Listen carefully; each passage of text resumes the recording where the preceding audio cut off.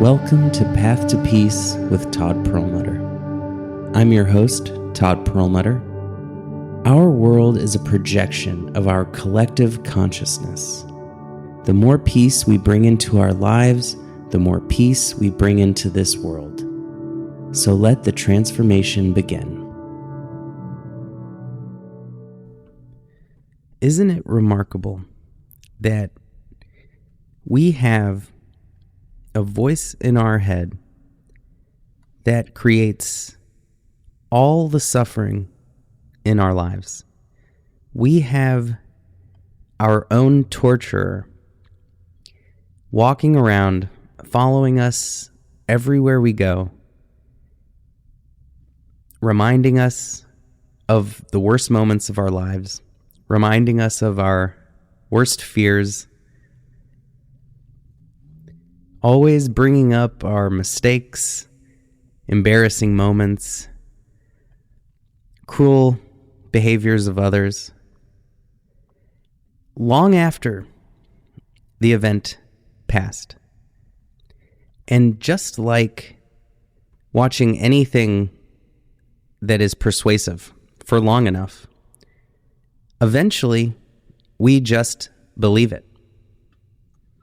We are a species of Stockholm Syndrome victims.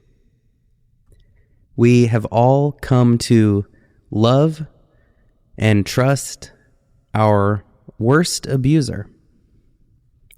We may have days, weeks, months, or just moments where we are free from negativity, where we're able to either distract ourselves from that voice for long enough to find a semblance of peace and happiness, or in a longer term perspective, we may feel like our life has ups and downs, and some months, weeks, years even, everything can feel like it's going great.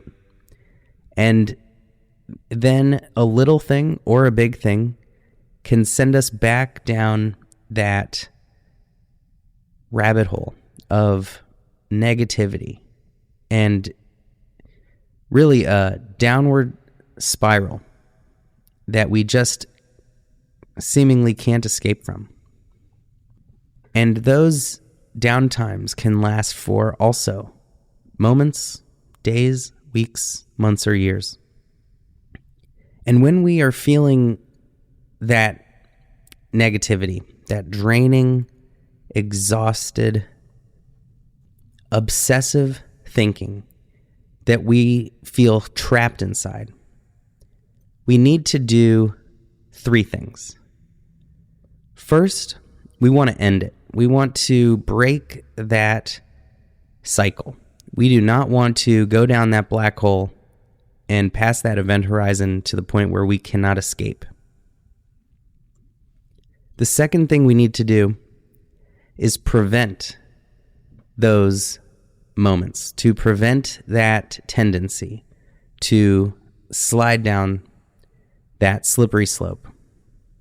And the third thing we need to do is find a way to turn it into a positive, so that when we get cut off in traffic or when tragedy strikes, we are mentally, spiritually, and emotionally able to resist that former habit, because we're able to create something new, something positive, something conscious and intentional, instead of unconsciously reacting to those triggers that happen around us.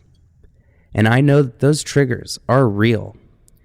Those job losses, those relationship ending moments, those moments where we've been abused or let down, are very real, and they are very painful.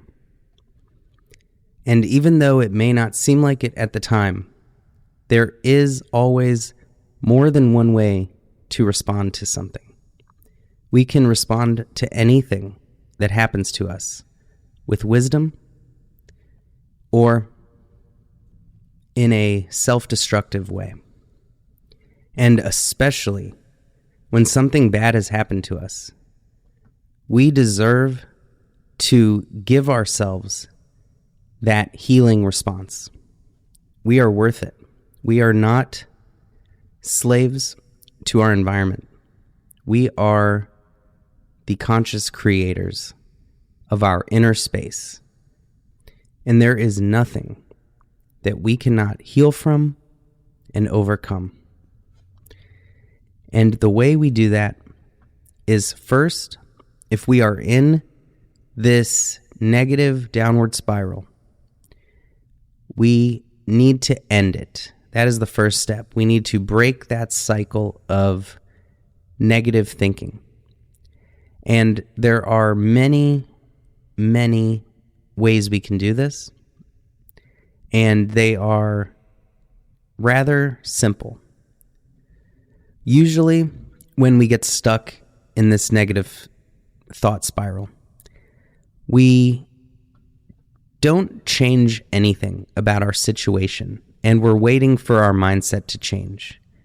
And I have found personally that when we flip that around and we change something about our physical situation, we are able to break that inner situation.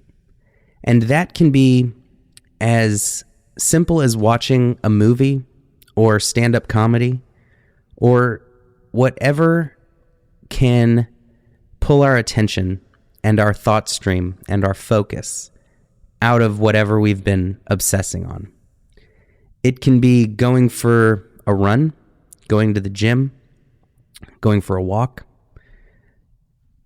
It can be speaking with a friend, playing a game, going for a walk in nature, or even meditating is an incredibly powerful tool to sit with what is present, to make peace with whatever is going on, and to observe the constantly changing nature of the mind. And within a few minutes or an hour, however long it takes, we will find, as we put away all the distractions, that the mind keeps jumping from topic to topic. And usually we are not thinking and feeling the same thing at the end of a meditation as we did at the beginning.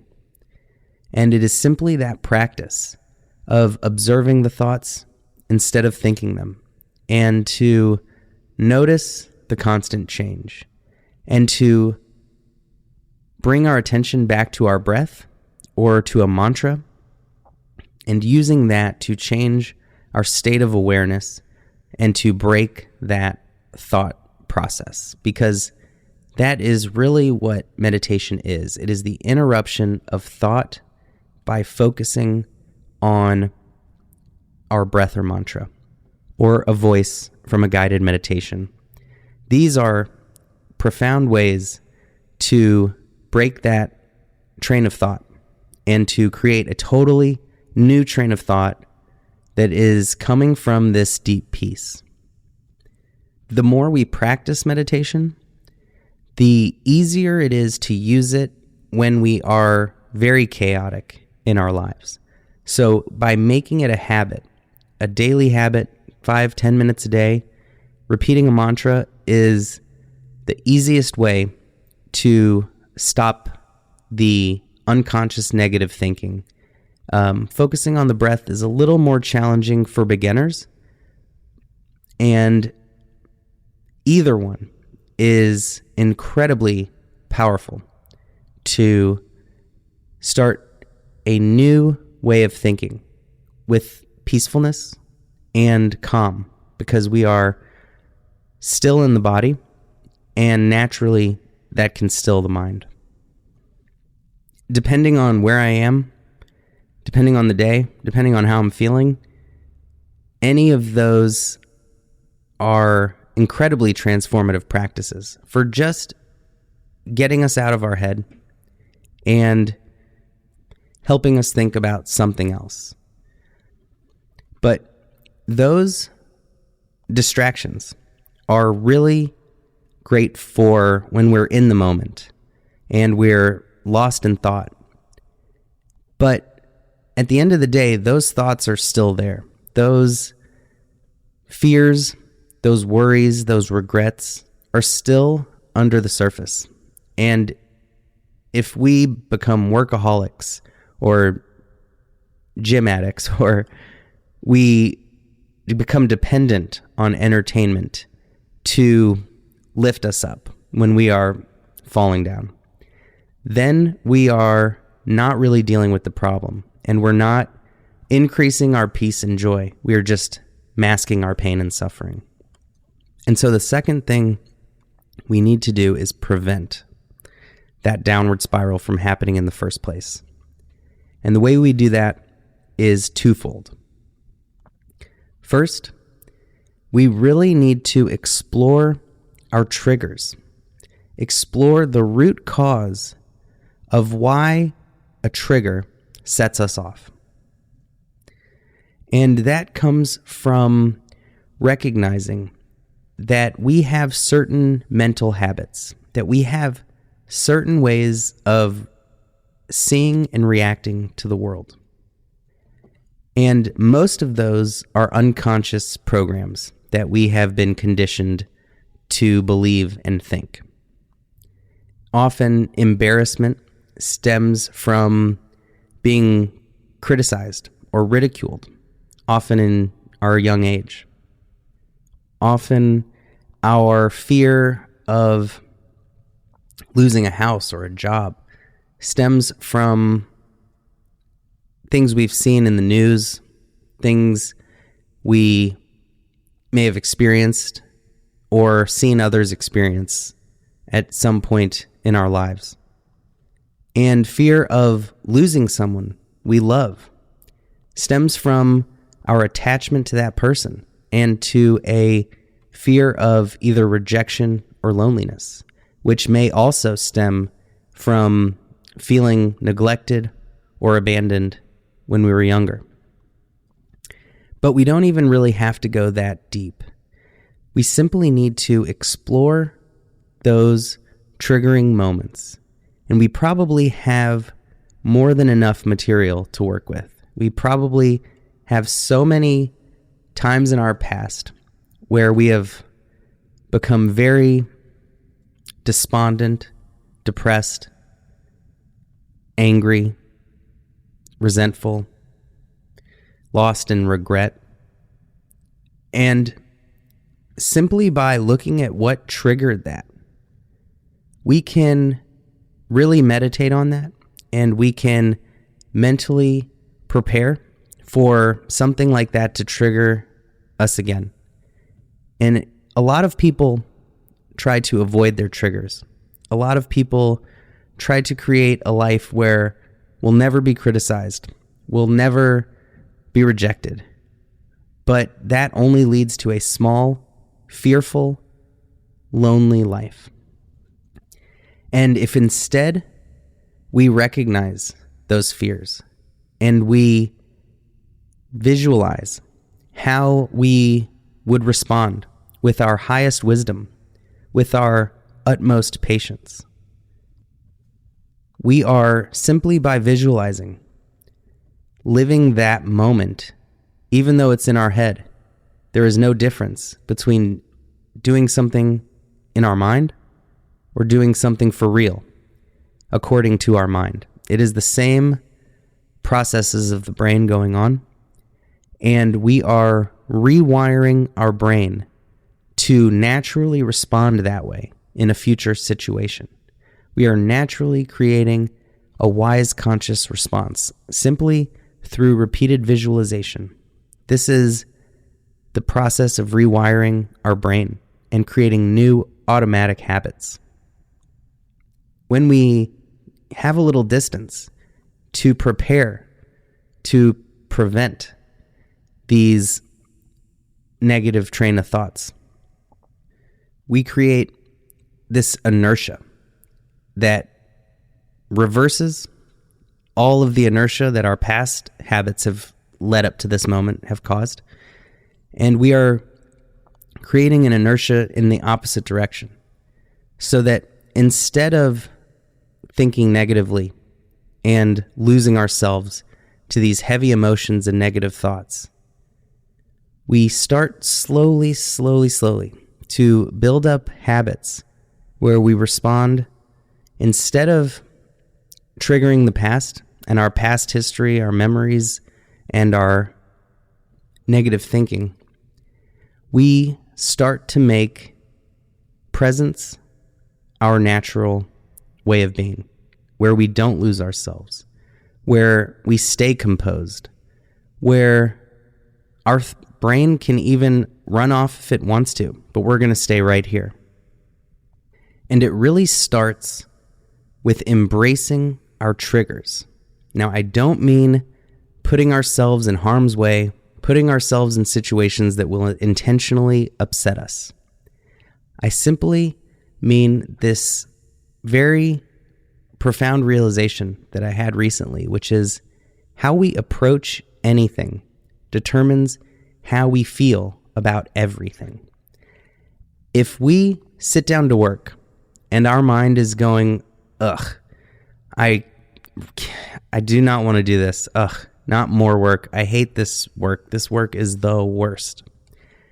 Guess what? We are going to hate that work. Guaranteed. If we sit down with excitement and joy and enthusiasm and joy for the privilege to do an honest day's work and to be a productive member of society, we can enjoy that same exact activity. It is always us, what we are bringing to an experience, that determines the experience. And so when we find a trigger, and instead of thinking, how dare they, how could this happen to me, why me, not again, or we say, thank you, universe, for the practice. Thank you, universe, for this opportunity to reach new heights, to become the person I want to be. Thank you, thank you, thank you. Then I guarantee that trigger is not going to trigger us. We have taken the gunpowder out of the bullet, and that trigger is just going to click and nothing will happen. The second thing we need to do to prevent that torturous stream of thought is to increase our presence. This is essential for every aspect of our lives. Really, if there is nothing else we do but practice presence, every aspect of our life will improve. There is really only one thing any of us needs to remember, and that is to practice presence. And what that means is we rewire our brain by recognizing that it has been conditioned and wired to be lost in thought, to live in the past and the future, to ruminate over the worst moments over and over, and to anticipate the worst, and rewire it to be present, aware of what's going on around us and within us, and to remain alert always and especially during those difficult times where we are feeling negative emotions, destructive thoughts, and we're feeling that the universe is particularly painful and hard to deal with. When presence becomes our habit,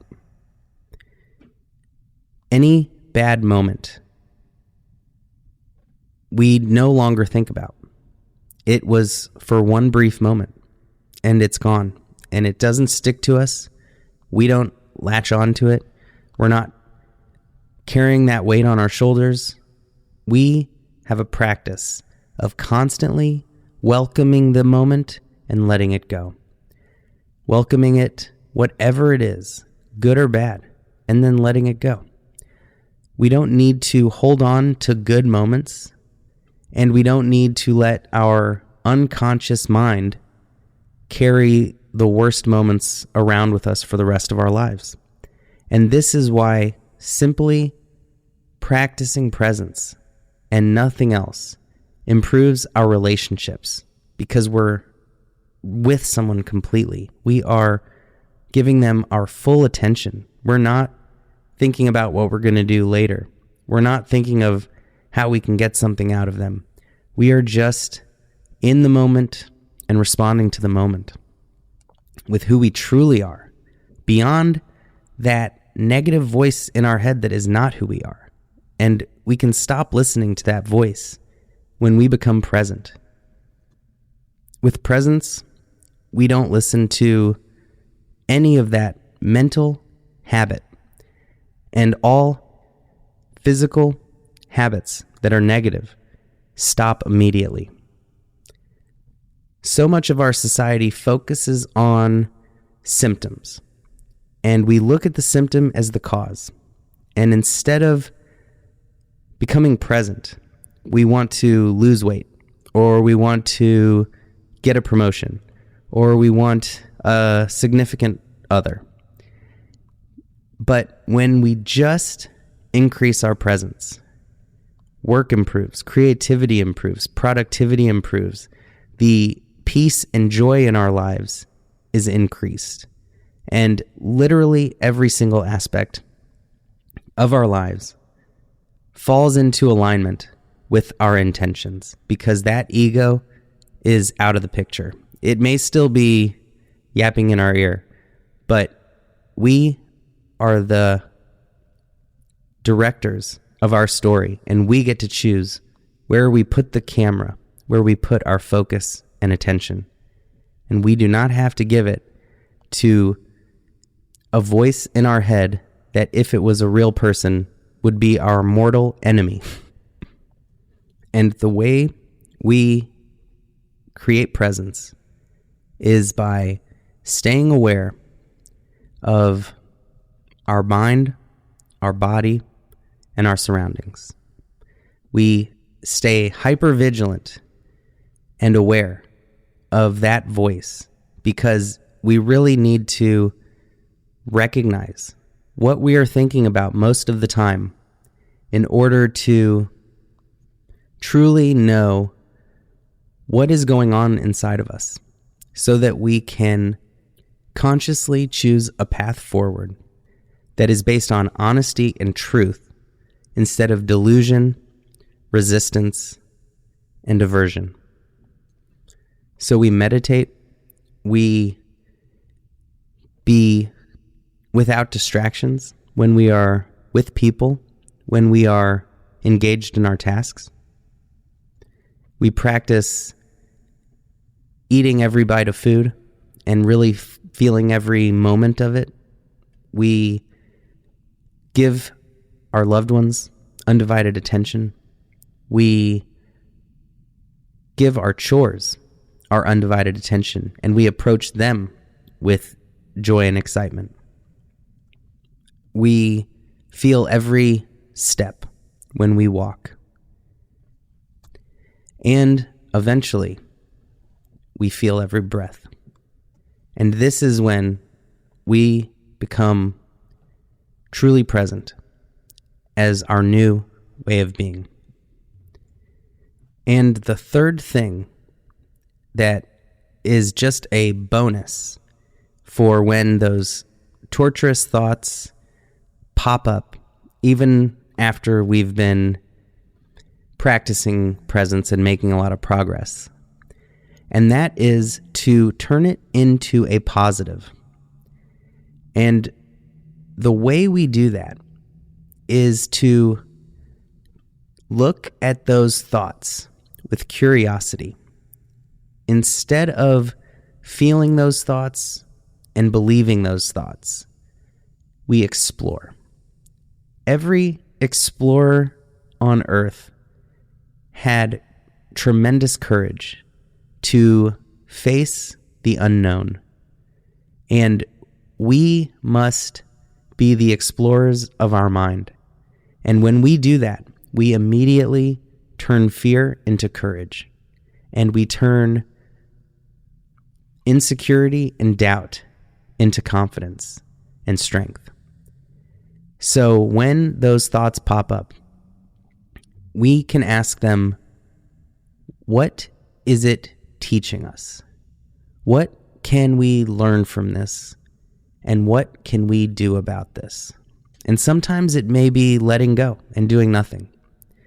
Sometimes it may be choosing to forgive someone who has wronged us. That can be personal, where we are just choosing to let go of resentment, or it may be choosing to reconcile with someone who has shown that they are sorry.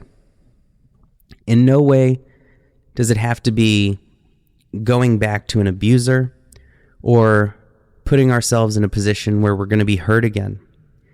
It is simply, what can we do to let go of that suffering? What can we do to turn that negative voice into something positive?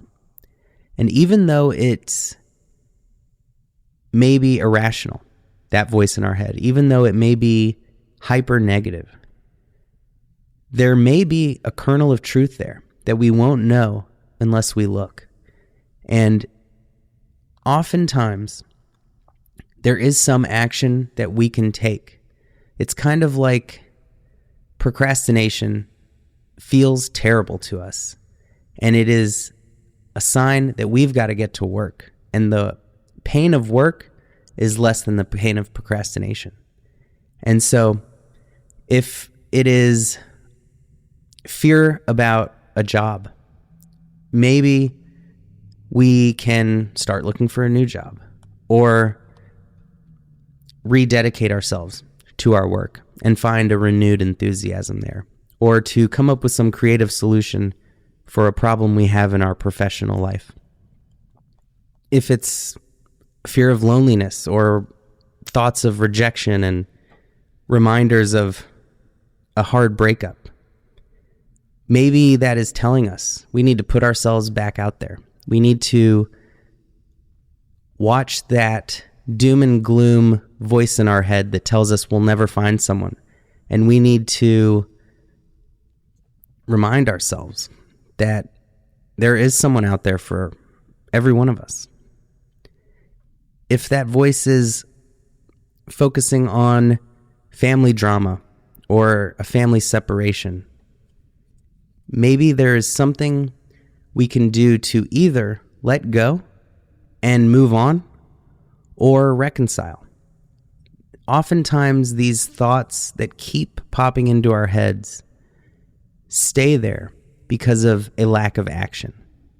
And again, sometimes that action can be nothing more than letting go of resentment, letting go of attachment, letting go of craving, and making peace with our situation.